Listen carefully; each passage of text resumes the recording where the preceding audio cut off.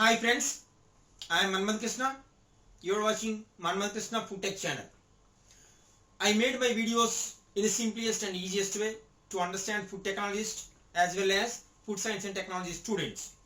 If you wanted to get the notification of my videos, please subscribe my videos and click the bell icon for regular updates as and when I upload my videos in YouTube. Thank you. And today's our topic is foodborne parasites. So the foodborne parasites. First we will discuss brief discussion about the parasites and then the types of the parasites which are foodborne, which are infecting the people through food and through water. Then the third one is what are the preventive measures we have to take to control the occurrence of the parasites infection in foods. So now we will discuss about the foodborne parasites. What is parasite? Parasite is a organism which need a host to survive.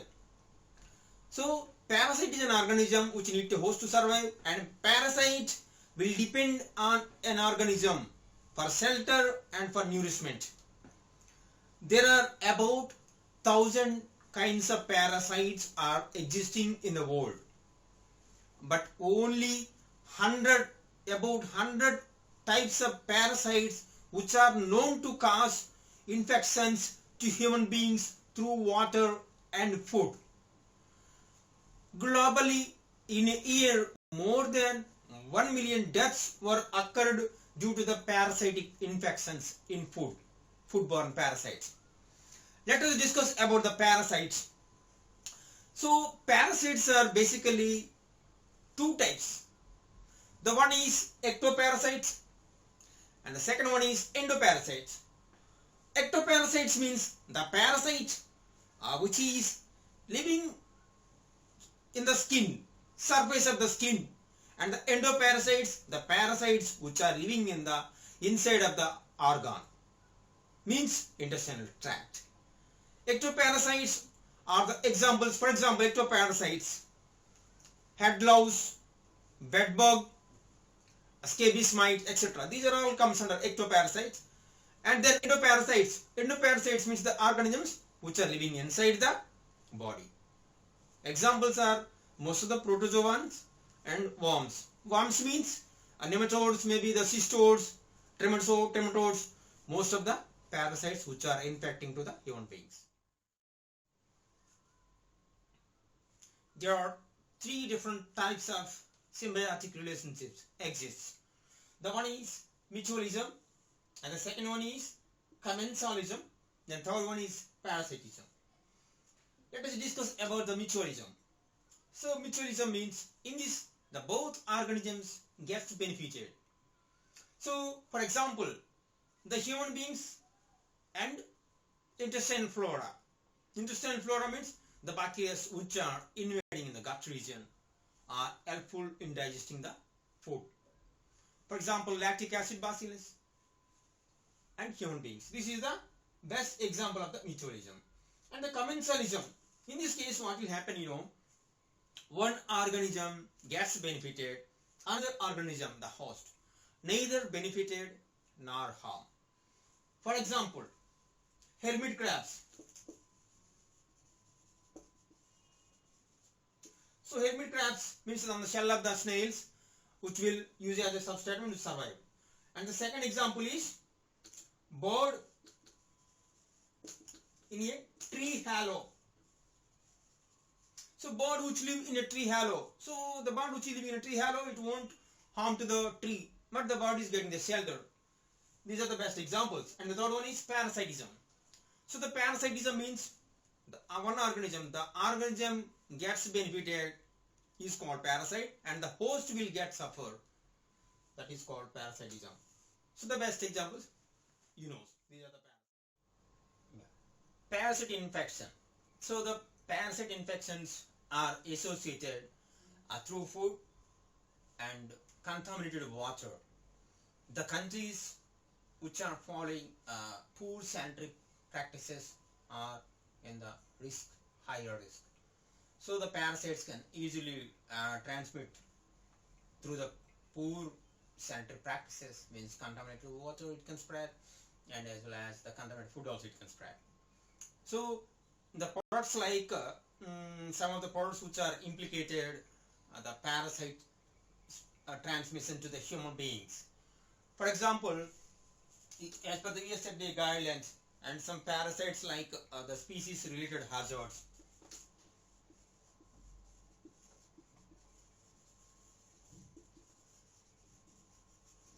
So the species related hazards comes under the seafood products. Let's discuss about the seafood products. The seafood, especially the salmon fish and the tuna fish, mackerels, gropers. These are the examples of the fishes. The tuna fish also. So the parasitism. So the species related hazards. The parasites are living inside the fish. The parasites are living inside the fish gut region, and the parasites are living inside the egg sac also. So what will happen when the person, mostly the food outbreaks, parasite outbreaks occurs globally through the consumption of boiled fish consumption or sashimi grade fish consumption, and raw consumption. Mostly the tunas, the Japanese will consume as raw. So the raw consumption means if the parasites are infected to the tuna, means the parasites remains in the egg sac, and the parasites sometimes penetrate into the meat also. Gut region and egg sac the parasite remains. And the mackerels also the same, and the seaweed fish. These are the food outbreaks, parasites food outbreaks in seafood occurred by the eating of raw fish or eating of improperly cooked or undercooked fish, which leads to the infection, parasites infection. So mostly these fishes contains these things. The parasites will survive in a marinated fish products also. So the marination. So the marination is the kind of value-added product. What they will do after harvesting the fish, deskinning and descaling, they will remove the gut and viscera and all they will remove, and they will marinate the fish in the salt solution. About 15% of the salt solution they will marinate. And the parasites like tapeworm, which can survive even 15% salt content also. And in some pickles also, fish pickles also, the parasites survives in the fish pickles also. Through the fish pickles, through the marinated fish, eating of the marinated fish, or through the eating of the smoked fish products, the parasites infections occurs to the human beings across the globe. So this is the way. And once we come to the vegetable food products, means, for example, fermented apple juice, apple cider. So apple cider means it's kind of fermented apple juice, which also contains the parasites others. And some kinds of berries, different kinds of berries also, parasites, association of parasites infections are occur through the contaminated berries. And some kinds of herbs like basils, also having the parasites, and the edible leaves like lettuce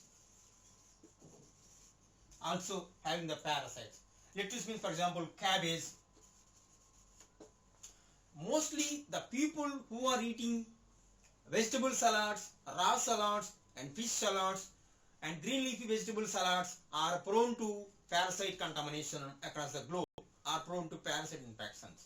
Because of the parasites can transmit through the improperly washed lettuce or improperly treated basil plants. Means it's a kind of herbs like plants.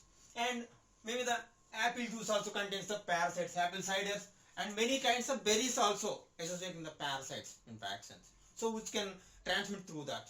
And eating of salads, we must be very cautious. Eating of vegetable salads, eating of fish salads, and eating of any raw consumption of fish, raw consumption of meat, raw consumption of vegetables, leads to the parasites contamination. So we must be very careful when we are eating these kind of things. The parasites